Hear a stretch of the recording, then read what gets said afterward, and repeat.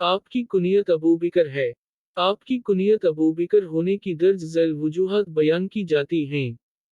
अरबी ज़बान में अल-बकर जवान ऊंट को कहते हैं, जिसके पास ऊंटों की कसरत होती या जो ऊंटों की देखभाल और दीगर मामलात में बहुत माहिर होता। अरब लोग उसे अबू बकर कहते थे। आपका कबीला भी बहुत बड़ा और मालदार था, नीज ऊंटों के तमाम मामलात में भी आप महारत रखते थे, इसलिए आप ही अबू बकर के नाम से मशहूर हो गए। अरबी ज़बान में अब्बू का मानी है वाला और बकर के मानी औलियत के हैं। बस अबू बकर के मानी औलियत वाला है। चूंकि आप इस्लाम लाने, माल खर्च करने, जान लिटाने, अलगज़मत मोहम्मदिया में हर मामले में औलियत रखते हैं, इसलिए आपको अबू बकर यानी औलियत वाला कहा गया। आपकी कुनियत अबू बकर होने की दर्ज झैल वजूहात बयान की जाती हैं। आपकी कुनियत अबू बकर इसलिए है कि आप शुरू ही से खसाइल हमीदा रखते थे। आपके दो लक़ब ज्यादा मशहूर हैं, अतीक, सिद्दीक। अतीक पहला लक़ब है, इस्लाम में सबसे पहले आपको उसी लक़ब से ही मलक़ूब किया गया। हज़रत सीदना अब्दुल्ला बिन ज़ुबैर से रिवायत है कि हज़रत सीदना अबू बकर सिद्दीक का नाम अब्दुल्ला था।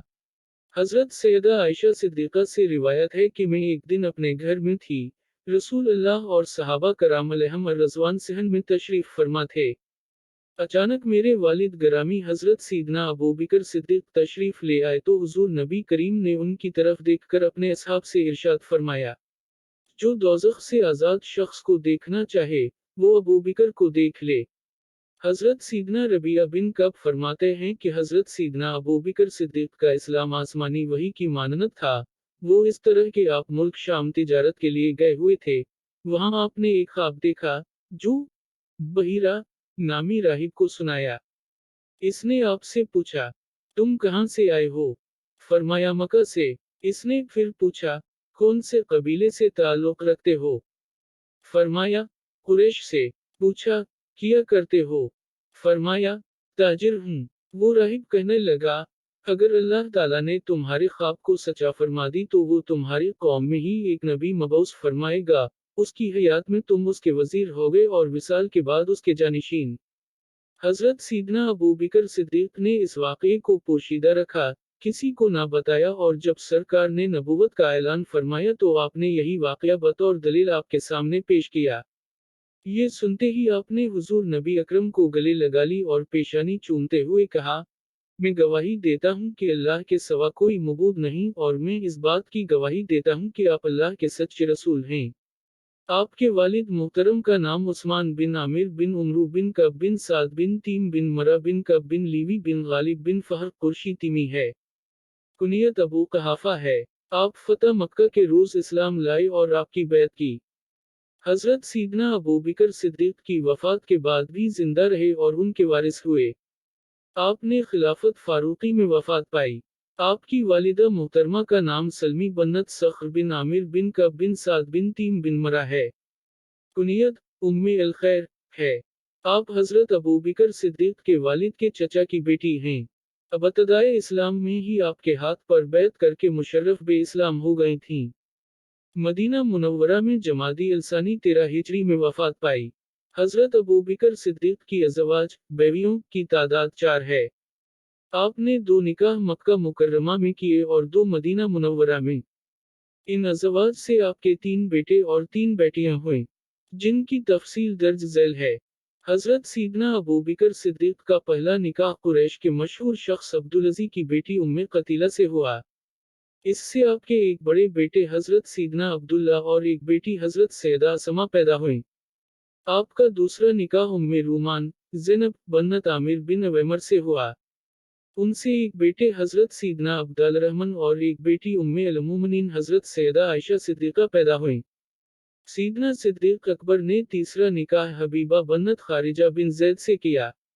इनसे आपकी सबसे छोटी बेटी हजरत सैयदा उम्मे कुलसूम पैदा हुई। आपने चौथा निकाह सैयदा असमा बन्नत उमैस से किया। ये हजरत सीदना जफर बिन अबी तालिब की जुजा थीं। जंग मोता के दौरान शाम में हजरत सीदना जफर के बाद हजरत सीदना अबू बकर सिद्दीक ने उनसे निकाह कर लिया। حج الوداع کے موقع پر ان سے آپ کے بیٹے محمد بن ابی بکر پیدا ہوئے۔ جب حضرت سیدنا ابوبکر صدیق نے دنیا سے پردہ فرمایا تو حضرت سیدنا علی المرتضی نے آپ سے نکاح کر لیا۔ اس طرح آپ کے بیٹے محمد بن ابی بکر کی پرورش حضرت سیدنا علی المرتضی رضی اللہ عنہ نے فرمائی۔ حضرت سیدنا ابوبکر صدیق کے گھرانے کو ایک ایسا شرف حاصل ہے جو اس گھرانے کے علاوہ کسی اور مسلمان گھرانے کو حاصل نہیں ہوا۔ حضرت ابو بکر صدیق خود بھی صحابی، ان کے والد حضرت ابو قحافہ بھی صحابی، آپ کے تینوں بیٹے حضرت عبداللہ، حضرت عبدالرحمن اور حضرت محمد بن ابی بکر بھی صحابی، آپ کے پوتے بھی صحابی، آپ کی بیٹیاں حضرت سیدہ عائشہ، حضرت سیدہ اسماء اور حضرت سیدہ ام کلثوم بنت ابی بکر بھی صحابیت اور آپ کے نواسے بھی صحابی ہوئے۔ حضرت سیدنا موسیٰ بن عقبہ سے روایت ہے کہ ہم صرف 4 ایسے افراد کو جانتے ہیں جو خود بھی مشرف بے اسلام ہوئے اور شرف صحابیت پایا اور ان کے بیٹوں نے بھی اسلام قبول کر کے شرف صحابیت حاصل کیا۔ ان چاروں کے نام یہ ہیں: ابو قحافہ عثمان بن عمر، ابو بکر عبداللہ بن عثمان، عبدالرحمن بن ابی بکر، محمد بن عبدالرحمن۔ حضرت سیدنا ابوبکر صدیق نے آپ کی حیات طیبہ سے لے کر اپنی وفات تک کبھی بھی اہل بیت کی خدمت میں کوئی کمی نہ آنے دی۔ آپ کی اہل بیت سے یہ خصوصی محبت آپ کی اولاد میں بھی منتقل ہوتی رہی اور آپ نے اہل بیت سے ایک مضبوط رشتہ داری قائم فرمائی، جس کی تفصیل یہ ہے۔ حضرت سیدنا ابوبکر صدیق نے اپنی لاڈلی شہزادی حضرت سیدہ عائشہ صدیقہ کا نکاح 862 نبوی شوال المکرم میں اپنے محبوب آقا سے کیا۔ آپ کی زوجہ محترمہ ام المومنین حضرت سیدہ میمونہ بنت حارث اور حضرت سیدنا ابوبکر صدیق کی زوجہ محترمہ حضرت سیدہ اسماء بنت امیس یہ دونوں والدہ کی طرف سے بہنیں تھیں۔ ان کی والدہ محترمہ کا نام ہند بنت عوف ہے اور انہیں خولہ بنت عوف بھی کہا جاتا ہے۔ یوں اس مبارک رشتے سے آپ اور حضرت سیدنا ابوبکر صدیق ہمزلف ہوئے۔ حضرت سیدنا ابوبکر صدیق کو یہ سعادت حاصل ہے کہ وہ اپنے گرد پھیلی ہوئی گمراہیوں، غلط رسوم و رواج، اخلاقی و معاشرتی برائیوں سے پاک صاف ہونے کے ساتھ ساتھ اوصاف حمیدہ سے بھی متصف تھے۔ آپ کے اعلیٰ محاسن و کمالات اور خوبیوں کی بنا پر مکہ مکرمہ اور اس کے قرب و جوار میں آپ کو محبت و عزت کی نگاہ سے دیکھا جاتا تھا۔ حضرت سیدنا سلیمان بن یسار سے روایت ہے کہ حضور نبی اکرم نے ارشاد فرمایا: اچھی خصلتیں 360 ہیں اور اللہ جب کسی سے بھلائی کا ارادہ فرماتا ہے تو اس کی ذات میں ایک خصلت پیدا فرما دیتا ہے اور اسی کے سبب اسے جنت میں بھی داخل فرما دیتا ہے۔ حضرت سیدنا ابوبکر صدیق نے عرض کیا: یا رسول اللہ، کیا میرے اندر بھی ان میں سے کوئی خصلت موجود ہے؟ ارشاد فرمایا: اے ابوبکر، تمہارے اندر تو یہ ساری خصلتیں موجود ہیں۔ حضرت سیدہ انیسہ سے روایت ہے کہ حضرت سیدنا ابوبکر صدیق خلیفہ بننے کے 3 سال پہلے اور خلیفہ بننے کے 1 سال بعد بھی ہمارے پڑوس میں رہے۔ محلے کی بچیاں آپ کے پاس اپنی بکریاں لے کر آتیں، آپ ان کی دلجوئی کے لیے دودھ دو دیا کرتے تھے۔ جب آپ کو خلیفہ بنایا گیا تو محلے کی ایک بچی آپ کے پاس آئی اور کہنے لگی: اب تو آپ خلیفہ بن گئے ہیں، آپ ہمیں دودھ دو کر نہیں دیں گے؟ آپ نے ارشاد فرمایا: کیوں نہیں؟